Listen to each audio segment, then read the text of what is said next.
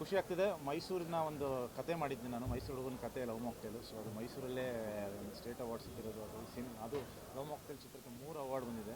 So ತುಂಬ ಖುಷಿಯಾಗುತ್ತೆ, ತುಂಬ ಹೆಮ್ಮೆ ಆಗುತ್ತೆ. ಆ್ಯಂಡ್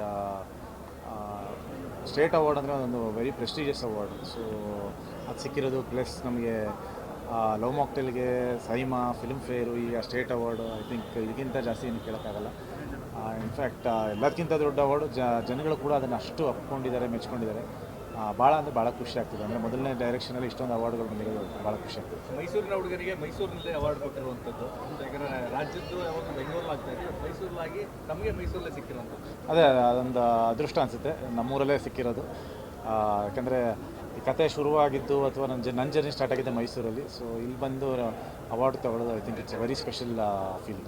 ಡಾರ್ಲಿಂಗ್ ಕೃಷ್ಣ ಅವ್ರ ಹತ್ರ ಮೈಸೂರಿನ ಕಥೆಗಳು ಇನ್ನಷ್ಟು ಇದಾವ ಅಂತ ಪ್ರೇಕ್ಷಕರು ತಮ್ಮ ಕಥೆಗಳು ನೋಡೋಣ, ಇನ್ನಷ್ಟು ಯೋಚನೆ ಮಾಡ್ತಾ ಇದ್ದೀನಿ. ಖಂಡಿತವಾಗ್ಲೂ ಮುಂದಿನ ದಿನಗಳ ಬರುತ್ತೆ. ಸ್ಪೀಡಪ್ ಆಗ್ತೀರಾ ಸರ್? ಜಾಸ್ತಿ ವರ್ಷಕ್ಕೆ 2-3 ಸಲ ಬರುವಂಥದ್ದು ಅಥವಾ ತುಂಬ ವರ್ಷಗಳು ಕಾಯ್ತೀರಾ ಅಂತ? ಇಲ್ಲ, ಬರ್ತಾ ಇದೀವಲ್ಲ ಆಲ್ರೆಡಿ. ಈಗ ಬ್ರ್ಯಾಡ್ ಬಂದಿದೆ, ಚೆನ್ನಾಗಿ ಎಲ್ಲ ರಿಸೀವ್ ಮಾಡಿದ್ದಾರೆ. ಅಗೇನ್ ಫಾದರ್ ಬರುತ್ತೆ, ಲವ್ ಮಾಕ್ಟೇಲ್ 3 ಬರುತ್ತೆ. ಸೊ 3 ಸಿನಿಮಾಗಳು ಬ್ಯಾಕ್ ಟು ಬ್ಯಾಕ್ ಬರುತ್ತೆ. Thank you.